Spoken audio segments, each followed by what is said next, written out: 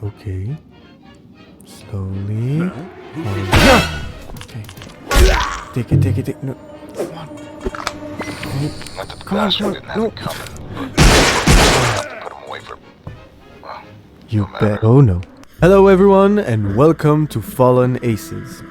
Fallen Aces is a crime noir FPS that plays right out of the 90s and looks right out of the comics.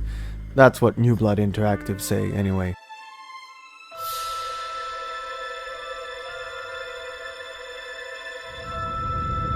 Been a long time, Michael.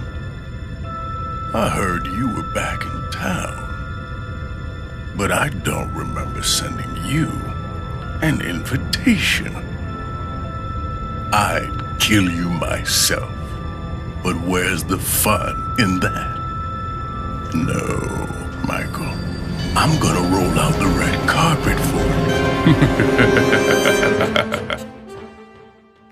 This unique take on a modern yet classic game developed by Trey, Powell and Jason Bond is a game I've been excited to try out as soon as I heard about it. I'm your host, Strafe. Let's get into this.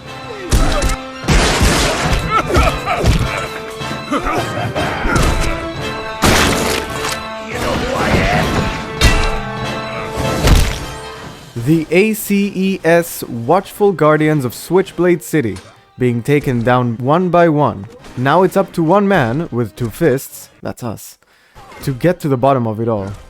Well then, what a great thing we're getting into right here. Thrilling. This game combines a few key genres that make it unique. First person, noir, and comic book art style.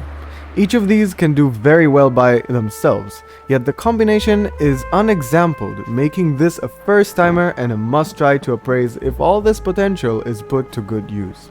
New Blood took us by surprise, just in time for Steam Next Fest, with a demo of the game, and in this video I'll be giving you my thoughts on it and whether I believe this rare title is worth checking out. Your name is Mike. It is unclear what your relationship to the people involved in the story is, perhaps a detective or some sort of thug, hired by them. Your job is to help a vigilante called Nightwave figure out who's been knocking off the aces, which, also now that I think about it, that makes more sense now. The game makes you feel right at home with an amazing atmosphere. It's no wonder quitting the game reminds you it's time to get back to real life. The story, unclear in its own mysterious and intriguing way, is dispatched by comic book-styled cutscenes which make you dive headfirst into your character's mind. Nothing hits you in the gut quite as hard as Nightwave's info drops. I'll probably burn through an entire pack of smokes once the night's up. Burn really being the optimal word. An agent working with Nightwave, Delia Price, was sent to dig up dirt on local arsonist Frank Matches Malone. The Moth and Flame, Malone's Dive, a den for thugs and crooks, flashing its neon teeth to the seedy streets around it, like a welcoming grin to all the saps who come and piss away their hard-earned dough. Delia was undercover, moonlighting as a singer. She had grace all right, used it to get the insider scoop on Malone's fire tricks, but not enough grace to keep Malone from catching wise and putting the little birdie in a cage. Won't be long before he makes her sing, either. Not unless I can set that birdie free. Who knows? Maybe some justice can actually come from Delia's little black book, like a phoenix rising from the ashes of Frankie Boy's flamin' mess. Once you start the game itself, you realize how much of a production it really is. The hand-drawn texture and stylized graphics completely immerse you in the whole experience, giving the correct modern retro vibes as you explore the well-thought-of map, allowing players to enjoy a semi-open world in ways you might not initially think were possible. Soon after you get familiar with the controls and realize the absolute strength of your fists, now that's gotta hurt. You are thrown into the mission of rescuing one of Nightwave's undercover agents who has been captured in a mob-controlled nightclub.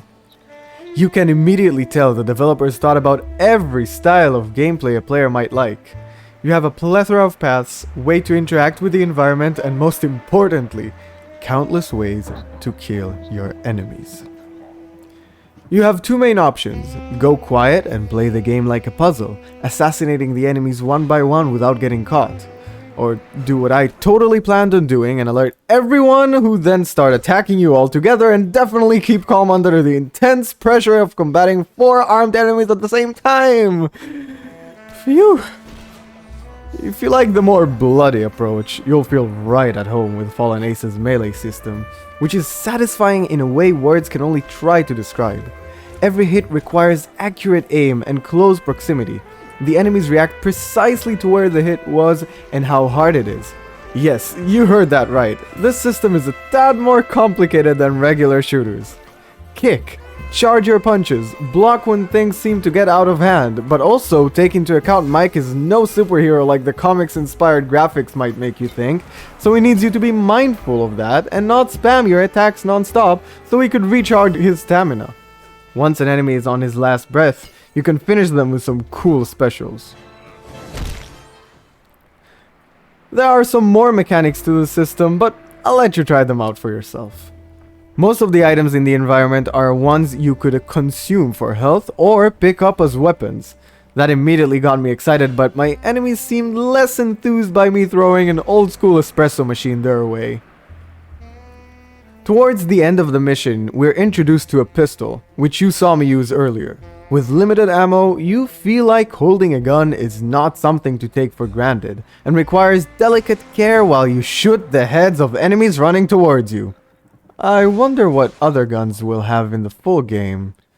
What guns would you like to see in the full version?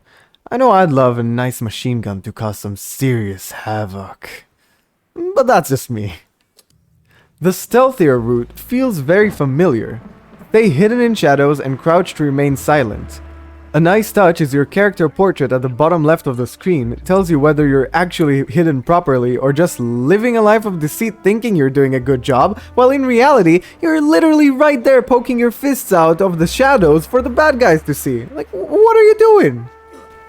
The game lived up to my expectations, giving the players multiple sneaky paths and ways to solve the puzzle and get the objective done. Okay. Death is inevitable, and is not a result of me being bad at all. Stop it. What I did learn from dying in the game is that when you respawn, everything you already did in that section remains the way you left it. While this could be good to keep players going forward and completing objectives, to me that feels like an open invitation to cheat? I guess you could call it that. You respawn with 100 health, all set and ready to make a scene again and progress just a bit more until finally you finish the mission. Maybe in the full game we'll see that mechanic disappear, maybe it stays and the difficulty is so bad we absolutely must have it. But for now, that did seem to me like a thing that shouldn't stay in the full game experience. What do you think? I'd love to know your thoughts in the comments below.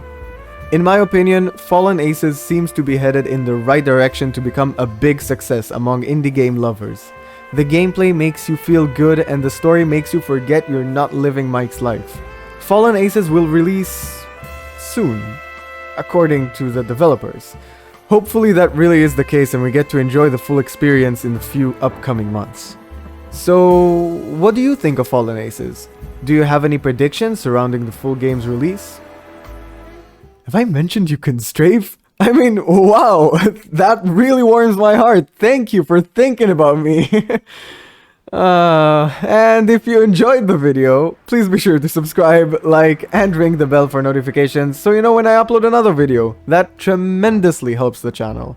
Feel free to say hi in the Strafe Discord. Link is in the description. Strafe out. At least I had a little fun toying with them while I waited on you.